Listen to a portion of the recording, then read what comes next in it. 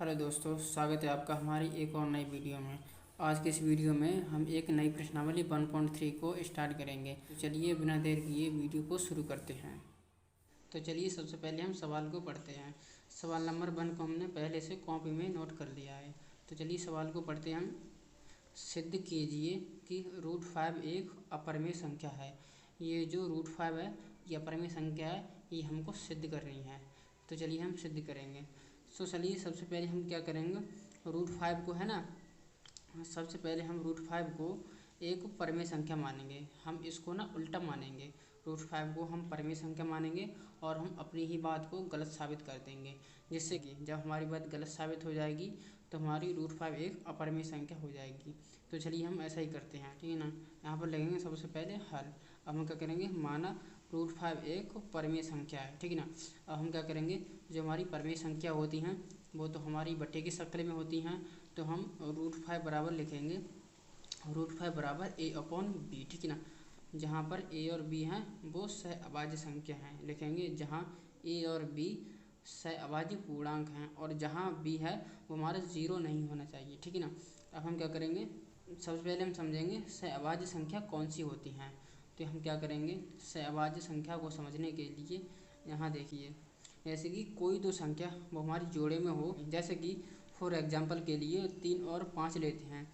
इनका अगर हम कॉमन फैक्टर निकालेंगे तो इनका कॉमन फैक्टर केवल 1 आएगा और वो हमारी सहअभाज्य संख्या होंगी। जैसे कि 4 और 7 है, इसमें हमारा कॉमन फैक्टर 1 आएगा, तो ऐसी संख्या हमारी सहअभाज्य संख्या होंगी। जैसे कि हम इसका कॉमन फैक्टर निकालते हैं, 4 का हम फैक्टर काटेंगे, जैसे कि 4 बराबर तो 2 गुणा 2 और गुणा हम 1 भी लिख सकते हैं, ठीक है ना, क्योंकि 2 दूनी 4 एकम 4 ही आएगा। हम क्या करेंगे, 7 के फैक्टर काटेंगे।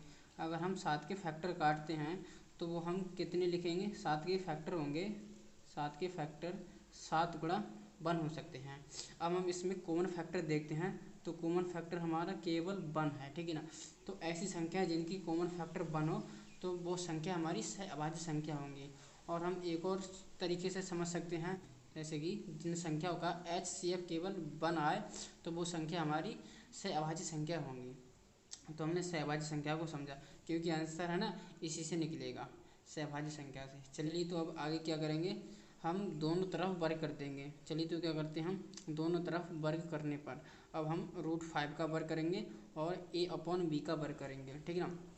जब इसका हम वर्ग खोलेंगे तो √5 का वर्ग होता है 5, ठीक है। जब हम रूट का वर्ग करते हैं तो रूट हट जाता है, तो हमारा √5 का वर्ग आया 5 और a/b का वर्ग खोलेंगे तो आएगा a²/b²। अब हम क्या करेंगे, ये जो b है ये डिवाइड में है, जब हम इसको पक्षांतर करेंगे तो ये मल्टीप्लाई में पहुंच जाएगा।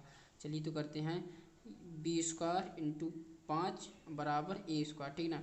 अब जो 5 हमारा वो मल्टीप्लाई में है, अगर हम इसको 5 को पक्षांतर करेंगे तो 5 हमारा डिवाइड में पहुंच जाएगा। चलिए तो उसको करते हैं, तो हमारा b² बराबर आएगा a²/5।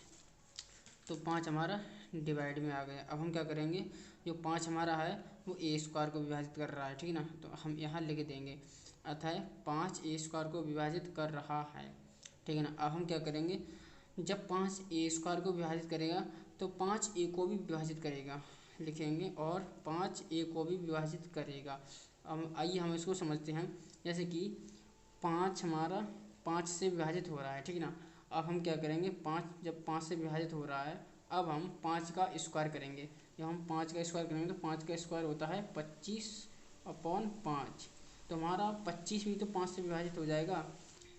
तो हम कह सकते हैं जब 5 हमारे a² भी विभाजित करेगा तो 5 a को भी विभाजित करेगा। अब हम इसको दे दें इक्वेशन नंबर फर्स्ट। आगे क्या करेंगे, आगे हम करेंगे पुनः मानेंगे a बराबर 5c, ठीक है ना, जहाँ c हमारे क्या है, c कोई पूर्णांक है, ठीक है ना। अब हम क्या करेंगे, अब सिंपली a का मान उठा के हम ना इक्वेशन नंबर फर्स्ट में रख देंगे। तो चलिए इसको रखते हैं, a का मान समीकरण 1 में रखने पर अब हम क्या करेंगे, b² यहाँ पर b² आ जाएगा। अब क्या करेंगे, जो a का मान है ना वो a का मान हम पुट कर देंगे।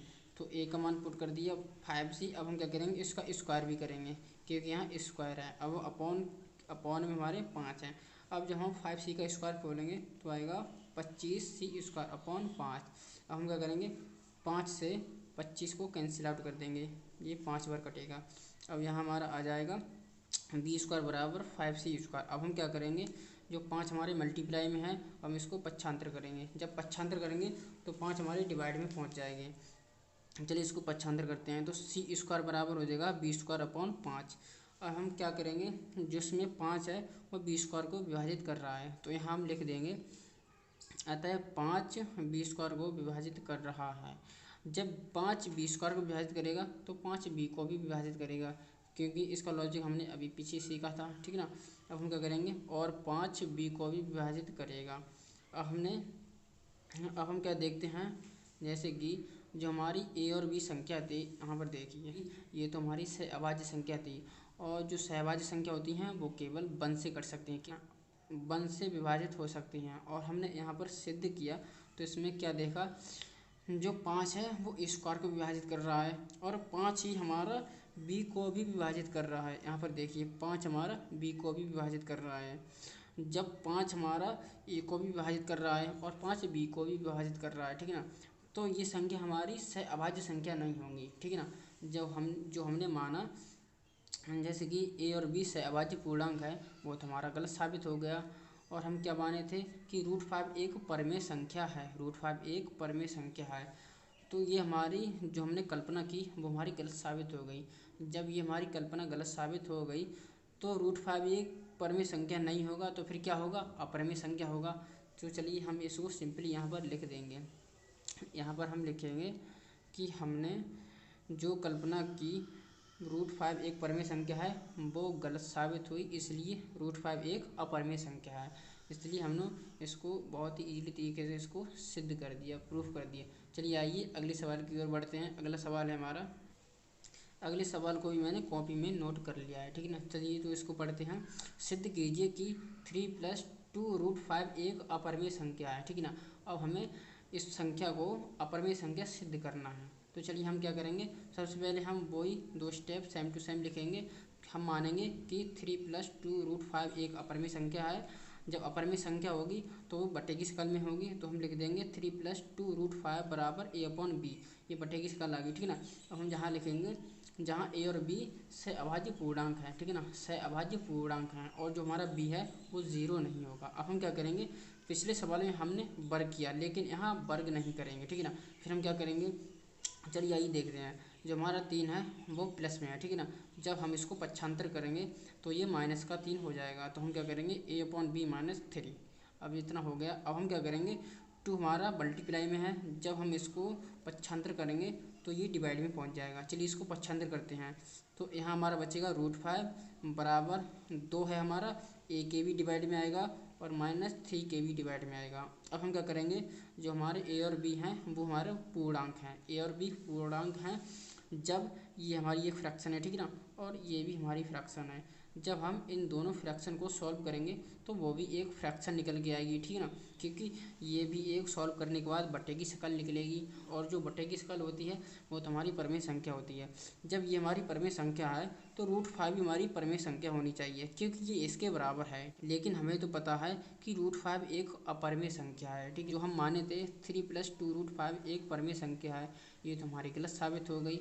जब ये हमारी गलत साबित हो गई, जो हमने कल्पना थी वो हमारी गलत हो गई, तो हम क्या लिखेंगे कि इसलिए हम लिखेंगे 3 + 2 √5 एक परमेय संख्या है, ऐसा हम लिखेंगे। चलिए आइए हम यहाँ लिखेंगे, जैसे कि a और b वो पूर्णांक हैं, जिसमें a/2b - 3/2 परमेय संख्या है, ठीक है ना। और इसके अनुसार √5b, इसके अनुसार जो √5 है वो भी एक परमेय संख्या होनी चाहिए, परंतु हमें पता है कि √5 एक अपरमेय संख्या है, ठीक है ना।